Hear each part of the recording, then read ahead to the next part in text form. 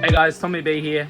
Now that the Mirage is finished, I just wanted to go through and explain kind of the whole build, what I've ended up with engine-wise and how much it's all cost, because it was significantly more than I imagined it being, but I realized with cars is like, it's always going to cost more than you expect it to, essentially. But if you're doing the work yourself, which I kind of wasn't because I'm not a mechanic, you know, I was just kind of the guy behind the scenes, sort of organizing everything and trying to do research and all that shit. But if you do the work yourself, you can save a lot of money, but still even things like engine machining and all that stuff costs a lot of money. So firstly, what I'll do is I kind of break down what the setup is. So as it stands, it's a 4G69 2.4 block with an 87mm standard bore. We deglazed the bores with a light hone, just to get rid of any bad sort of wear that's happened from, because it was a used motor, obviously. So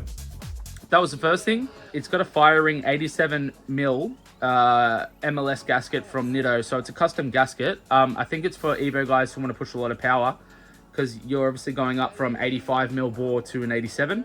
So it's a 1.1mm MLS. If you have a different engine setup, it probably won't be that expensive to get this gasket, but it was a custom one basically with firings from Nitto. So the rods are Evo 9 OEM rods. They're 150mm rods, so they're the short rods. And they're basically semi-forged from factory. They're not fully forged, but they can handle anywhere up to, let's say, 300, 350 kilowatts all day of the week, all-wheel drive, which is plenty for what we're going to be doing front-wheel drive anyway. The crank is just the standard forged crank. The 2.4 4G69 crank is forged, allegedly from factory, with 100mm stroke. I've got custom 9-to-1 decomp Carrillo pistons with Cerakote. They're custom Cerakoted because the pistons were slightly too small for the bore, because we just did that little deglaze hone. It's got 90-pound spool valve springs, ACL race bearings, with a combination of X and HX main bearings. It's got ACL thrust washers. It's got slightly over-gapped rings, because eventually the idea is to boost the shit out of it, 20 plus PSI. So it's got a Haltech PS1000 with an Evo 7 plug and play kit, which has been repinned for the Mirage plugs, because obviously the Mirage has a dizzy.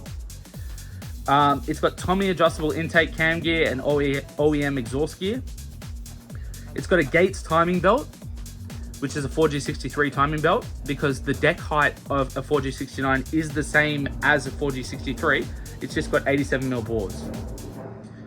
It's got a 4G69 JMB water pump. It's got a Nitto seal kit, which is all the gaskets and all that stuff. I had to get rocker cover gaskets and all that stuff separate, because obviously the head's a G4JS head, it's not an Evo head, so the rocker cover gaskets and all that stuff is different. The cam sensor is different, all that sort of thing. It's got a standard oil pump that was cleaned and spec'd. And what I had to do to make it work was I had to put an Evo 8 oil pump gear on, because the timing belt was getting pushed into the reluctor. The timing plate, basically. It's got a CH Lancer front-wheel drive gearbox, CH Lancer drive shafts in 4-stud. It's got CE Mirage shifter linkages, all OEM. It's got an Evo 4 timing side engine mount. It's got a CH Lancer gearbox right-hand mount. It's got an Evo subframe mount with the smaller mounts. They're full solid mounts, OEM from the Evo 5. It's got full Evo 8 timing components, trigger gears, timing belt, cam angle sensor and housing, all that stuff. The cam angle sensor, sorry, that's not correct. The cam angle sensor is a G4JS one, so it's a Hyundai OEM one, because the cam's housing itself and the head where the cam housing goes, the camshaft sensor housing, I should say, is different. So it's not interchangeable between Evo and G4JS, so you have to use all the Hyundai stuff. It's got a custom exhaust manifold, which was built by a guy with an Evo 3. So he custom made that, and I got it for very cheap. It's got a stock Mirage exhaust for now, and obviously I'm planning on turboing it and all that kind of stuff. So I've included some estimated costs in that at the same time. So let's go into the breakdown. So the engine and the gearbox, so the 4G69 and gearbox, cost me $300. I bought it from Canberra from a guy named Luke. He was a legend. He was going to do the swap, basically wrecked the whole CH Lancer, and took all the best parts from it. Basically, it was a manual 4-stud CH Lancer.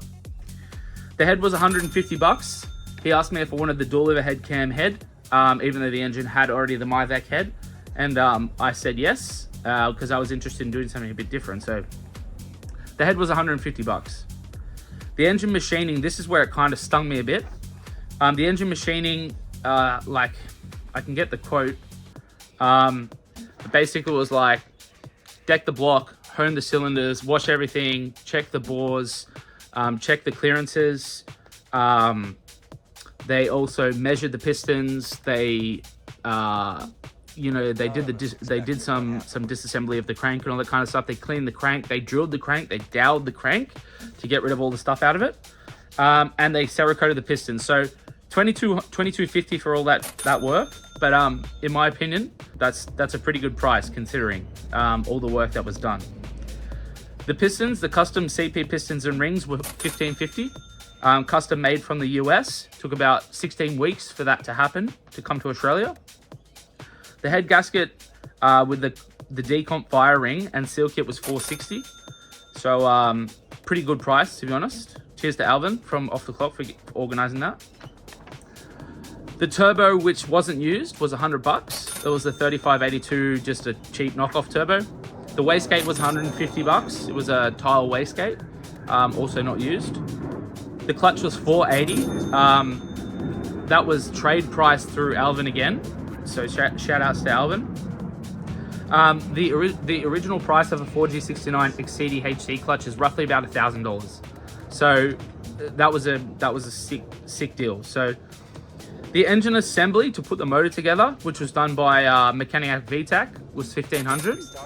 So shout outs to Mechaniac for the amazing price that he did for all that work. What a legend. The ECU itself, I was going to go with an Evo ECU, but it just ended up being kind of a bit too hard to sort of organize with the wiring. So I found a Haltech PS1000 with a plug and play Evo 7 harness, basically, that we could repin for $600. The headers, I originally bought headers off AliExpress, but it turns out they were not correct. They didn't fit, but they weren't even close to fitting. That was $300. The Evo 9 rods were $450 from ERS. They were brand new OEM, but they just never been used because a lot of those guys, they upgrade all their stuff. The head reconditioning, valve springs, checking cam seals, valve stem seals, all that sort of stuff. A full head recondition was $645 from J Cylinder Heads. Also as well, the engine machining was done by J&J. Shout out to those guys. They're actually phenomenal. Jack's a really, really smart dude, and he goes above and beyond for his customer service. And, even for people like me, he didn't know prior. He dealt with all my calls and my concerns and all that sort of stuff. So shout out to J&J and to J Cylinder Heads as well. So moving on, I bought a Walbro 255 fuel pump, but I didn't end up using it because you've got to drop the tank out of the Mirage. It's on the to-do list. That was $160. Bought Evo 3 big brakes and discs, twin pots, and did rebuild and seals on those. That was about $500. I got a right engine mount for a CH Lancer, which was $135. I think that was OEM. Engine bearings were $120 because I had to get 2 sets of bearings. ARP flywheel bolts, NTK crankshaft sensor, camshaft sensor, ignition coils, ignition leads, bolt kit, water pump, 4-9 main stud kit, Welsh plug kit. I didn't end up using the main stud kit because you have to tunnel bore all that stuff, and that was going to be another, like, whatever it is, $500 to $1,000. So just didn't worry about that. Just put the stock 4G69/4G63 main studs in, which doesn't require a hone. 63 Welsh plugs and CV boots. All that was roughly about, let's say, close to $1,000. It was $618 for all the water pump and ignition coils and stuff. And it was about $330 it looks like for the CV boots and full CV restoration kit. The coilovers were $1550. The hoses and lines roughly were about $350. The wiring and the labor for the swap, shout out to Mechaniac VTAC for the amazing hookup. Wiring and labor for that was $1,500. The radiator plus shipping was $206. The oil and filters was $100. The injectors were $150. The map sensor, which I didn't use because the PS1000 is internally mapped. You can just map it straight to you can plug the vacuum line straight into the ECU. That was $280, and that's not going to be used. That's recuperable. And the Evo 8 cam angle sensor housing, that's not compatible. So I ended up having to go to my friend in Jamaica, Mr. Chad, Mr. Chadwad, and I had to get a G4JS one because I'd sold mine to the US expecting to be able to use a Evo one, but it's all the same shit. It's just different. It's a different housing, so you can't use that. So it was $250 for the Evo 8 cam sensor housing, not used. The left engine mount was $160. The plugs were about $30.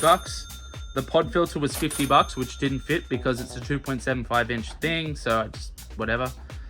The hydraulic hose was $47, and the new battery was $150. The sad reality of this is I was supposed to be doing this on a budget, but to be fair, I did build the car. The car wasn't previously modified, so I got a new car, new shell and everything like that. The total cost was $14,982.50 as far as everything that I've calculated. However, the parts that I haven't used, the sell potential is about $990. So I could recoup roughly $1,000 from the car, but all in all, 15 grand, still not turboed.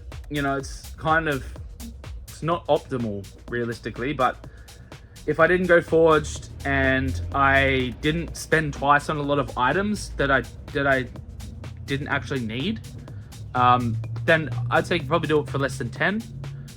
These days, looking at K24 EK swap for anywhere between 10 15k, so I'd equate it's probably similar to that. But yeah, that's a pretty much a breakdown of the whole build from start to finish. And you know, it's been a long journey. It wasn't easy because there's not really much information on blocks and deck heights and compatible stuff and part numbers that cross over and all that kind of stuff. So, you know, it was a challenge, but I kind of enjoyed the challenge. And, you know, stage 2 is going to be, you know, a G30, you know, 45mm wastegate, 3-inch exhaust, all that kind of stuff. But at this point in time, I've already spent so much cash. So for now, just going to put it on the back burner. But yeah, thanks again, guys, for watching. I hope you like the breakdown. I know it's a bit of a long video, but yeah, it's a lot of information that that hasn't really been available until I've kind of gone through the whole process of doing it, essentially. So thanks, guys. Please make sure to drop a comment if you like the build, and I hope to see you guys do something similar in the future. Send me your builds. Follow me on Instagram, 1JZBoy. Listen to my music, Tom BUDIN. I make heaps of tunes. So yeah, appreciate you all. Cheers, guys.